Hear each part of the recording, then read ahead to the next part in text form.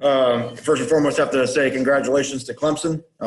They obviously thoroughly outplayed us tonight.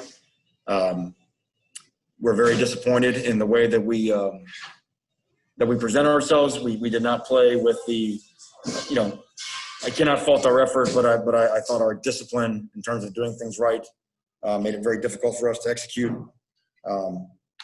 against a top-ranked team on the road. And we have to own that. We have to go back and watch the film tomorrow and see, why it looked like the way that it looked.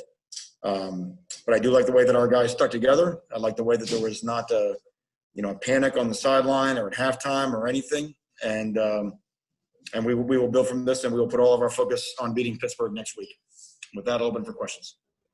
Yeah, Coach, I guess, from your vantage point, why did the offense get off to a slow start and then just never found a rhythm in general? What was Clemson doing? Well, obviously they were very aggressive. We know that they've got an outstanding defense, and we just struggled to get the first down. We couldn't get the first down. We couldn't win P&10, the first play of a drive, to get our tempo going.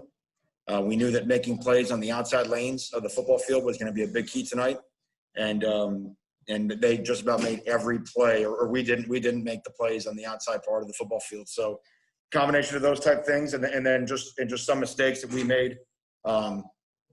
That we just haven't made, throughout the course of the year, and we have to analyze that and certainly give credit to Clemson, but look as to why we performed the way that we performed. Hey, Coach, on that thought, I know Cameron Harris didn't have his first official carry until the 6:37 mark in the second quarter.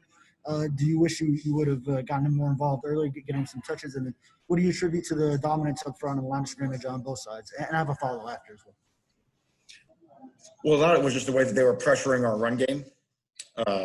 So they were just basically sending a guy off the edge. And so, again, when you get into a game, you have to find out how people are going to play you. So it took us a drive or two to kind of make some adjustments to find out how the run game was being defended. Because as I mentioned before, people have generally played us differently than what we've seen on tapes. You got to get in the game. You got to find out. Certainly we made some adjustments, but never enough to be able to consistently run the football on them.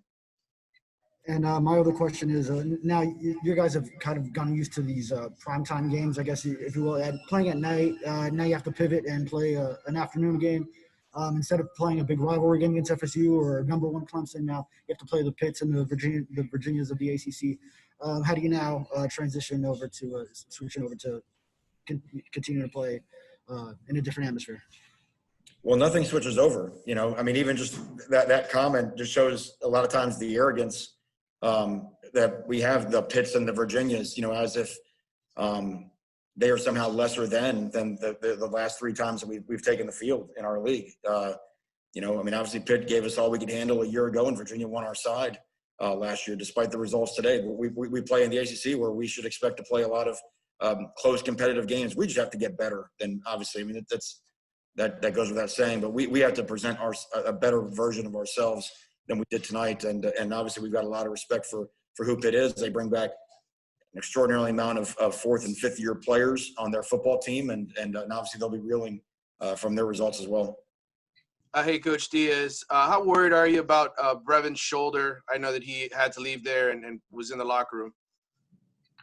Yeah, just, initial exams, I think it's, hopefully it's not too bad, so we'll find out more when we get back to Miami tomorrow. But certainly, he's such a key part of our offense. That was a big miss when he went out. And then secondly, the targeting penalties. I know that it's something that you guys work on a ton to avoid, but third time for Amari and then the one by Keontra, just your thoughts on what happened on those plays. That's how many times have I said it in this setting, how difficult it is to officiate the targeting. I've never seen someone hit someone in the stomach and have that call for targeting. It's becoming very difficult to hit a quarterback now. Amari, I thought, was very difficult on his because I do think he was being pushed from behind, and I think Amari was trying to miss Trevor Lawrence. If Amari is not trying to miss you, it's going to be a big hit. And, I've said over and over again, I do think that there should be a way to have intent, like a flagrant one and a flagrant two. It's out of the officials on the field. It's out of their hands. But the one on Keontra Smith, I struggle to think of another one that I've seen similar where you hit a guy and where his helmet was. And obviously we teach all of our guys with our eyes up, and I've got to get a closer look, than what they saw. But, but they called it, and obviously the depth. Our secondary missing Gervin in the first half, and you got to stick Brian Balaam, a true freshman, and in there at Death Valley. I think Brian's got a great future, but it was a baptism by fire for a couple drives when he was in there in the second quarter. Hey, Manny, you've seen so many great quarterbacks in your career, game planned against so many of them. Just talk about Trevor Lawrence. What makes him great? Well, he's obviously extraordinarily talented. He's got great toughness, so he's got the respect of everybody. I'm sure in their locker room, and and is a great competitor. But like I said, and this is, I'm telling you, I can talk superlatives on Trevor Lawrence all day, but Travis Etienne is the guy. Yeah. He's as good of a player as there is in college football. And obviously the whole plan on third down is don't let him throw the ball to Etienne. And that is easier said than done. Because when he gets in the open field, he's so dangerous. And, again, we've got to do better than what we did because it was that's when Trevor Lawrence used to throw the ball 5 yards on a swing to Etienne and then let him go. Those also count as passing yards. So we were unable to take away what they do best and what their strength was on third down. We made adjustments. We made adjustments. We got better at it as the game went on, but in those first couple drives, that was really tough. Hey, Coach, Derek King's play, how's he doing? I know he was sacked, I think, 4 times. He threw 2 picks. How is he? And also, do you feel confident that these guys will stick together and not fall apart? I know you had hard times last year. Last year's team was a different team than this team. The guys in that locker room, they want to be together. There was no negativity during the game. There was no negativity at halftime, and there was a lot of tears.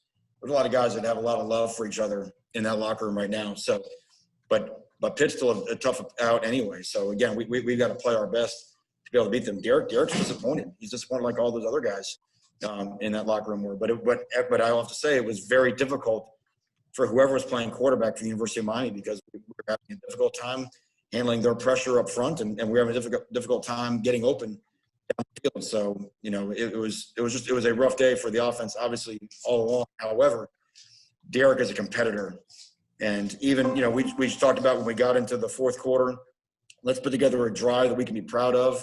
And what he did with his feet on that drive and willing himself into the end zone right there, that's who everybody in our locker room wants to follow. And that's who everybody in our locker room leads us. And that's why I don't sit around and, we wear the same uniforms as a team that played last year, but we're not those guys. Thanks, Manny. Coach Diaz, thanks for taking the time to talk with us and have a safe trip home. Okay, thank you.